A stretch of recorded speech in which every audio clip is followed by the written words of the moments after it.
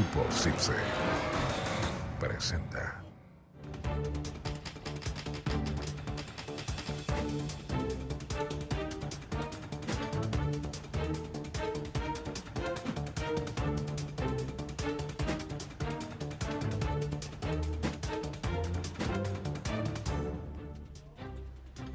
Buenas noches y bienvenidos al Poder de la Pluma, una emisión en la que hablamos de los temas de actualidad con quienes escriben en la sección editorial de Milenio Novedades en el Poder de la Pluma. Esta noche vamos a hablar, como habíamos prometido antes, del modelo educativo. Vamos a hablar de cuál es el contenido del nuevo modelo educativo.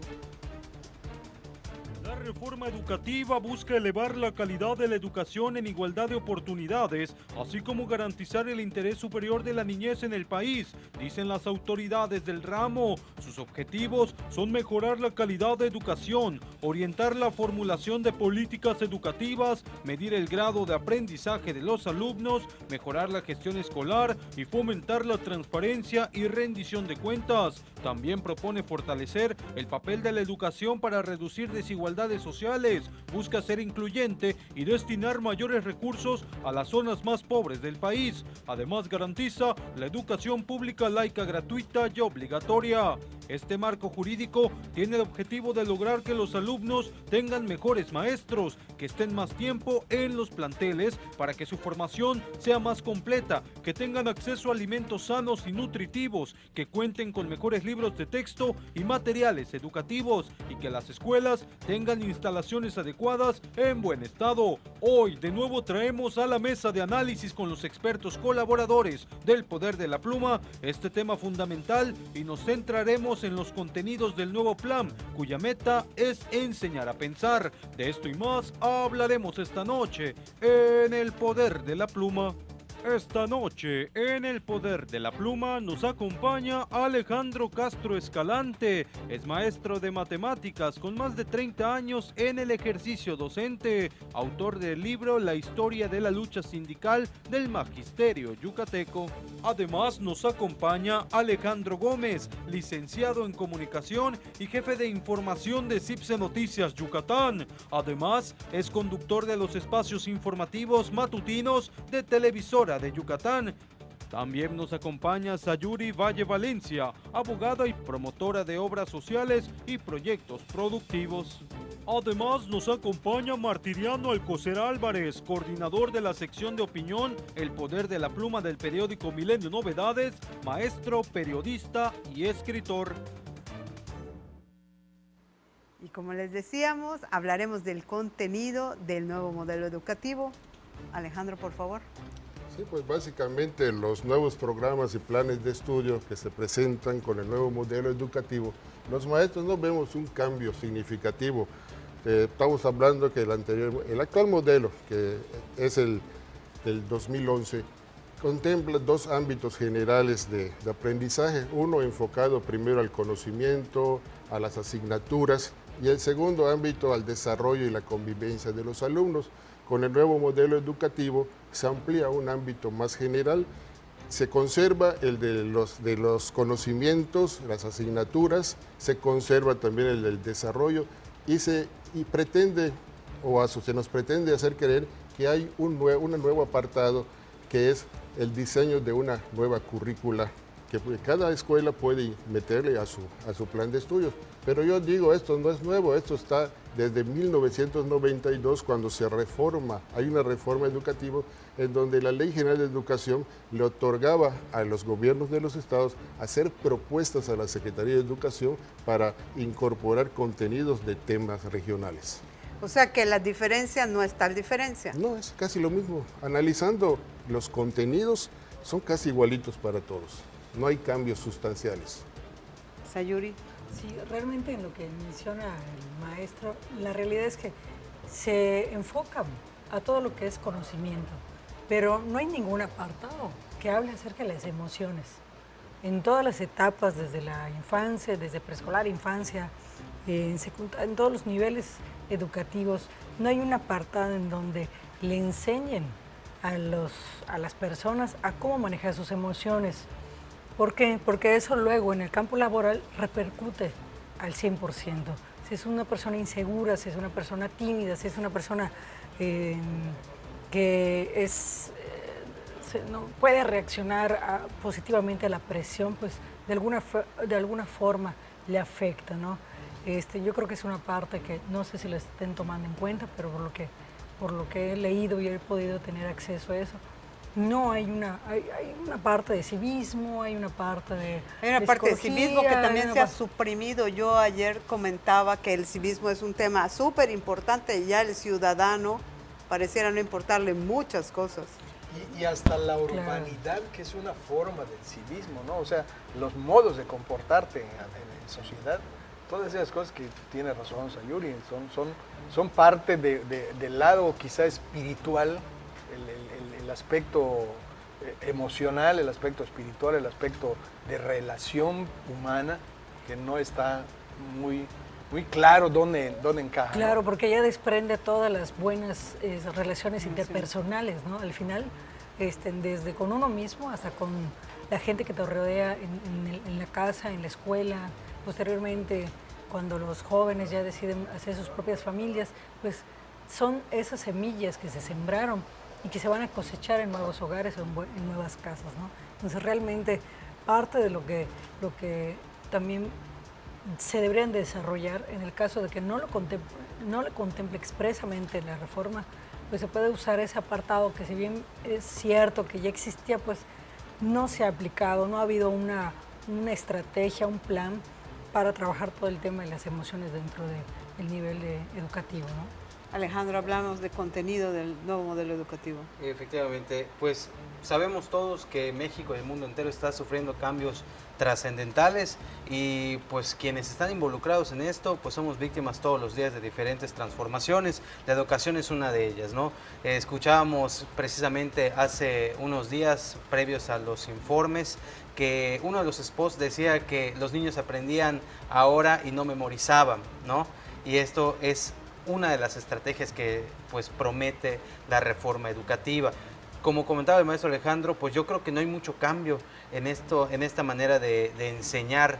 Si el contenido cambia, pues tiene que ser con una estrategia que ellos están pues señalando. Yo me acuerdo que soy de esta época donde sí te enseñaban a memorizar, pero sí aprendíamos, ¿no? Un ejemplo que platicábamos es que nos enseñaban toda la tabla periódica, columna por columna, y hasta el día de hoy la podemos repetir algunos de mis compañeros. Hace un rato la repitió completa. La repetimos y la memorizamos, pero la aprendimos, ¿no? Entonces yo no veo nada de malo en esta apuesta que hacen de no memorizar, o tal vez lo utilicen como eslogan nada más, pero yo creo que el objetivo, como mencionaban también, es irnos también a los contenidos de los valores, ¿no? Y platicábamos el caso de las redes sociales que se ha viralizado, de este muchacho de Quintana Roo que a través de su red, pues acosa a una maestra, entonces... Al revés, okay. Entonces, ahora sí que ahí vamos, ¿no? Yo noto que no hay esta diferencia. Martiniano. Yo creo que aprovechando estos resquicios que dan, esos espacios de libertad que ofrece la reforma educativa hoy, que son realmente quizá lo poco nuevo, ¿no? Que pudiera verse en la conformación de esto que forma parte de las reformas estructurales del Estado mexicano, aprovechar esos espacios de libertad en las escuelas para generar un poco lo que dice Sayuri, que es muy importante, ¿no? Hace un rato, antes de entrar al aire, estaba conversando con Alejandro y yo le decía, yo me acuerdo que me enseñaron los quebrados y en mi vida me ha servido para nada saber los quebrados. En mi vida me ha servido para nada la regla de 3 simple, la regla de 3 compuesta y saber que el secante, la tangente y el cotangente y todas esas cosas. Entonces son enseñanzas que pues como enciclopedia también, ¿no? A repetir la tabla periódica de los elementos, pues qué chévere, dice, oye el niño qué chévere es, ¿no? Repite la tabla periódica de los elementos, pero ¿para qué le sirve al niño? Ahorita que hay calculadoras que te permiten, que te facilitan muchas cosas, ¿para qué tienes que atormentar a los chiquitos a que aprendan a multiplicar, que 5 por 5, 25, 5 por 8, 40 y tantas cosas, que están repite como Vamos loros. a pausa. Sí, vamos a pausa y seguimos con este tema. Estamos hablando del contenido de la reforma educativa. No se vaya, 930-1500.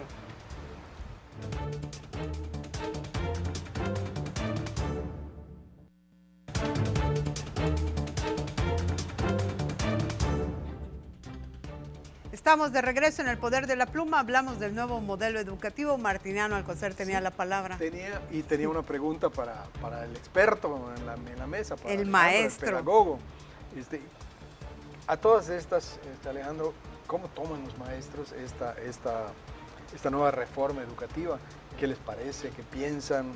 ¿Qué perspectivas le ven? ¿En qué complicaciones los ponen? Por ejemplo, ¿no? También. Sí, pero vamos a ser muy claros. La nueva reforma viene de manera vertical. En realidad, se dice por allá que se implementaron cientos de foros y consultas en diferentes niveles y en realidad no fue así. Los maestros no fuimos consultados de manera directa. Se nos presentó un modelo y nada más nos utilizaron a nosotros para legitimar nada más. Y se los digo porque yo preparé una propuesta en mi escuela y nunca fui invitado al foro para participar. Entonces, no sé si no querían escuchar una voz crítica por allá, pero no querían, al menos, era nada más para validar los foros. Bueno, y aquí el sindicato, ¿qué papel juega, Alejandro? Bueno, el sindicato... Porque tú también eres un sindicalista, ¿no? Exactamente. El sindicato, en realidad, pues vamos a definir qué es un sindicato. Es una organización de trabajadores para la defensa de sus derechos laborales, que en un momento dado, en la época, estamos hablando del 92, cuando el Bester se mete con el presidente Carlos Salinas, ella impulsa una reforma, la famosa reforma del 92, pero ahí ella crea un aparato, una estructura de sindicato y empezó a organizar unos congresos nacionales de educación y parte de esos, un producto de esos congresos fue la ampliación o la inclusión de la educación preescolar al sistema, al currícula. Pero el sindicato en realidad ahorita no tiene ninguna injerencia porque no es su función, de entrada no es su función. Ahora, ¿qué opinamos los maestros? Hay una equivocación de origen muy grande. Estamos copiando modelos exitosos de otros países, Finlandia por ejemplo, Japón, que son Estados Unidos, Alemania, que son países pequeños, muy homogéneos en su población, viven muy parejitos, no hay tanto contraste social como lo hay en México. Y esos países tan desarrollados tienen modelos educativos que atienden a la necesidad de desarrollo de su propio país e impulsan el desarrollo tecnológico. Si nosotros copiamos esos modelos, esos contenidos y los pretendemos ubicar en México... ¿Qué es lo que está sucediendo? ¿Qué es lo que está sucediendo? Okay. Estamos copiando modelos que es más bien una imposición de la OCDE, que presionan a México para que copie y vamos a desarrollar todo. Pero no estamos atendiendo en realidad la idiosincrasia de los mexicanos, las necesidades de los mexicanos. Decía Martiniano en el segmento anterior. Solo tratando de adaptarlo. Estamos enseñando cosas que no sirven para la vida. Las famosas competencias que necesitaba el alumno y que con el nuevo modelo le cambiaron el nombre y ahora le llaman aprendizajes claves. Pero si leemos las dos definiciones es lo mismo. Entonces, el modelo, en México no se están poniendo modelos que resuelvan la problemática social, que impulsen el desarrollo del país. De ahí está el fracaso, no de este, sino de todos los anteriores modelos. Y estamos en una bola de rezago educativo y rezago. El último informe de PISA, ¿qué nos dice? México está estancado. Estamos estancados. En 10 años no hemos podido despegar ni una décima. Estamos estancados y además ocupamos el último lugar en educación comparado con los demás países. A nivel de países, inclusive, que les llaman subdesarrollados como Haití. Pero sí se puede hacer algo. Hay países Esa sería la latinoamericanos pregunta. menos desarrollados y están por encima de su nivel educativo, estamos muy por encima de nosotros. Pero sí se puede hacer algo. Yo creo que se puede Claro hacer que mucho, sí. aún con lo que usted señala, que las reformas son copias o mezclas de diferentes modelos exitosos a nivel mundial. O yo creo que siempre se puede hacer algo, siempre y cuando la gente que está dentro de las organizaciones, dentro de las instituciones públicas, desde los que toman las decisiones, desarrollan los contenidos y además de los que están frente a grupo, Yo creo que deben de ser las personas idóneas, deben ser las personas con una vocación de servir y de educar, de transformar y sobre todo de dejarse transformar para que cualquier proyecto, cualquier iniciativa o reforma pueda ser una realidad. Si con todas las carencias, todos estos rezagos históricos que tenemos, hay extraordinarios profesionistas, profesionales que México, la realidad es que tiene un nivel muy bueno, que muchos de sus estudiantes terminan en el extranjero becados. Entonces, aún así, tenemos casos de éxito. Imagínense si tuviéramos más disciplina en el tema de la educación, o sea, cómo nuestro nivel automáticamente aumentaría. Hay un ejemplo en Cuba. En Cuba manejan un horario extendido, que acá lo vienen mencionando con mucha emoción, que hay un comercial que dice hay miles de escuelas de tiempo completo. De tiempo completo, horario extendido, cualquier nombre que le denominen. En Cuba, que es una población mucho menor que la de México, con un territorio mucho menor, es parte de la educación, parte de la forma de transmitir los conocimientos desde hace muchos años. Y manejan ellos todo el sistema de alimentación, arte y deporte en todo este horario extendido, con muchísimo menos presupuesto que nosotros. ¿Y por qué el nuestro es un fracaso? No yo lo digo. Pregúntele a los papás.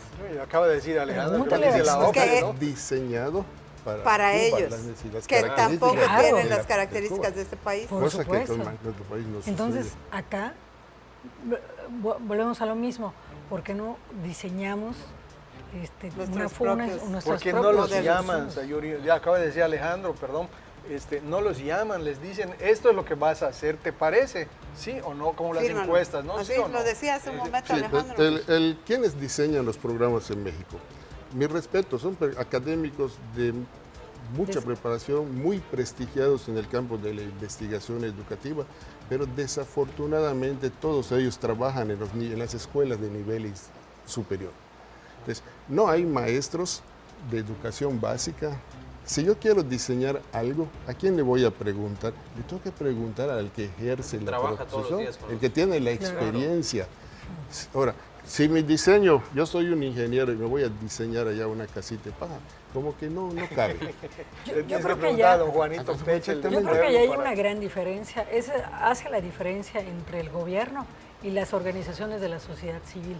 Hoy las organizaciones de la sociedad civil para desarrollar cualquier proyecto social, económico, productivo, va con la gente a pie, o sea, es decir, Sí. y le pregunta, ¿cómo lo hacemos? ¿Cómo lo diseñamos? ¿Y qué ¿Cómo quieres, lo creamos? no? ¿Qué ¿Qué quieres? quieres? ¿Qué te gustaría? Volvemos al tema de no crear los programas en los escritorios, sino hay Claro. que ir a las zonas donde el programa se hay que necesita. caminar. Hay que caminar. Sí, Alejandro. yo, por Los ejemplo, zapatos. me asustaba porque en una entrevista le preguntan al secretario de Educación en cuánto tiempo se verán los cambios de la reforma o se verán ya las transformaciones. Y él decía 10 años aproximadamente deberán pasar para que los resultados de la reforma educativa que estamos implementando hoy se noten. Y entonces es cuando te preguntas, bueno, entonces ni la generación de mis hijos va a poder ser una de las que estén aprovechando totalmente Porque esto. los que están ahorita están perdidos. ¿no? Exactamente. Entonces lo que estamos haciendo es como que una prueba piloto de a ver si funciona y luego vendrá otra administración y otra reforma como pasó en el 92. y Nadie ahorita, garantiza la exactamente. continuidad de un proyecto educativo. Vendrá otra administración y dirá, no, estaba mal lo que estaban haciendo y Y vamos a hacer un más cambio. si cambia de partido, ¿no? Y Peor entonces todavía. choques de Sí, quienes y están cambios sexenales. teniendo Y que... cada sexenio el que viene dice, no, la mía es la buena. Y después el que viene le va a decir, no, la tuya no es la buena, la que yo voy a hacer es la buena. Exactamente. Y así no se ¿Qué puede. hay que hacer? Pues que haya ¿Qué hay que continuidad, hacer? ¿no? Tenemos que trabajar muy unidos, la autoridad educativa, los maestros, que de verdad haya una comunicación para que sean los maestros los que le aportemos a la autoridad las experiencias, las necesidades, los problemas del aula, que son muchísimos los problemas. El aprendizaje de un alumno se ve afectado por múltiples factores y sobre todo los factores, los problemas de su Sí. casa. escuchar también a los padres de Y familia. repercute. Ahí está la escuela es la caja de resonancia de toda la problemática de la sociedad. Ahora, si no hay aprendizaje allá, pues vamos a tener que buscar estrategias como resolver apoyos de psicólogos para padres, escuelas para padres, conjuntamente con esto. Y también hay otra cosa muy importante, no sé si lo conozcan, se nos pide que llevemos contenidos y sin embargo la misma Secretaría de Educación expide en la época de Emilio Chauffet, cuando en su momento fue el secretario, un acuerdo 696 en donde se ponen a consideración los lineamientos para calificar la promoción de los alumnos. Alejandro, te voy a interrumpir aquí porque tenemos que mandar a corte, pero volvemos enseguida. Estamos hablando del nuevo modelo educativo. No se vaya, 930-1500. Regresamos.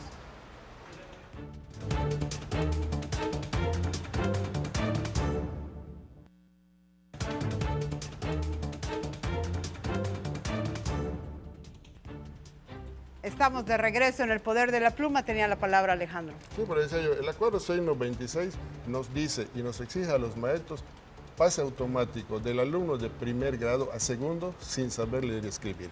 El alumno de sexto grado puede salir de sexto debiendo 2 materias y sale su certificado. Madre. El mismo sistema lo pasa. Imagínense el rezago que estamos usando. Y lo mismo y el sucede. de secundaria también. Lo mismo sucede en secundaria. Truena un alumno, no pasa la materia. Márcale una tarea, algo que haga. Entonces, estamos pasando a Con la intención de que avance el generaciones alumno, de alumnos ¿no? con deficiencia educativa. Bueno, porque hay Eso allá es un fracaso.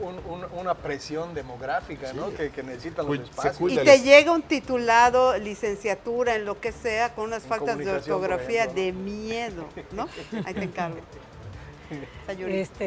Yo nada más un planteamiento. Hablaban acerca de la continuidad. Históricamente tenemos el problema de que se cambian los colores o cambian los mismos gobiernos y se desaparece esa continuidad. Si hay una tendencia, un crecimiento de las organizaciones de la sociedad civil, ¿cómo podríamos garantizar o cómo podría ser darle la oportunidad a las organizaciones de la sociedad civil que puedan velar y cuidar esos contenidos que en algún momento alguien los aprobó? Mi pregunta es, ¿el sindicato estaría dispuesto a hacer ese tipo de negociaciones? Sindicato, gobierno y organizaciones de la sociedad civil. Bueno, el sindicato no, porque no le atañe, no tiene ninguna facultad para meterse en lo académico, en el diseño de programas. Pero sí, yo decía, tenemos que cerrar filas. Sociedad Todos. civil, manejan escuelas particulares, tienen Claro. recursos para apoyar educación, desarrollar. Un alumno termina de la escuela pública y ¿a dónde se va? Se va a universidades y muchas de ellas son particulares. Entonces, si sumamos todo el esfuerzo, la buena intención de la autoridad, con el trabajo de los maestros, apoyo de padres y de las instituciones. En Estados Unidos las instituciones, las universidades son las que pagan las carreras y salen ahí muy destacados alumnos. Eso no está sucediendo en México. Y en las dependencias de educación, Un minuto. sí, no están, el que de gobernación lo pasan allá o de Sedesol lo pasan acá, o los andan manejando de acuerdo con la conveniencia política, ¿no? Sino están gentes que son especialistas en educación. Exactamente. Hemos visto trágicos ejemplos en México últimamente, ¿no? El mismo Chuaifet, el que hablaba, ¿no? Pasó del Congreso a la gobernación y después como que no tienen dónde acomodarlo, pues que se vaya a educación, ¿no? A ver qué daño hace allá. Como para finalizar, este tema de la educación es un tema que no se debe dejar pues de tocar en ningún punto, simplemente que no sea bandera política. Que no sea bandera política. De ¿Un acuerdo minuto? con Alejandro. De acuerdo. Y sobre todo yo creo que hay una frase que usa el nuevo modelo educativo, ¿Qué es? enseñar a aprender. Ojalá pudiera realizarse, enseñar a aprender de verdad. Yo tuve la oportunidad de escuchar al inventor de Google hace 2 semanas decir eso. Ve a la escuela, pero ve a aprender. No vayas a estudiar ni a titularte, aunque él recomienda titularse, pero ve a aprender para que cuando salgas tengas la oportunidad de enseñar. Claro. Y me parece de lo más lógico. Ya se acabó el tiempo una vez más en el Poder de la Pluma. Agradezco a todos. Modelo educativo, quedan muchas aristas, muchos temas, muchas cosas. de todo este modelo, pero ojalá que sea una buena propuesta. Gracias, buenas noches.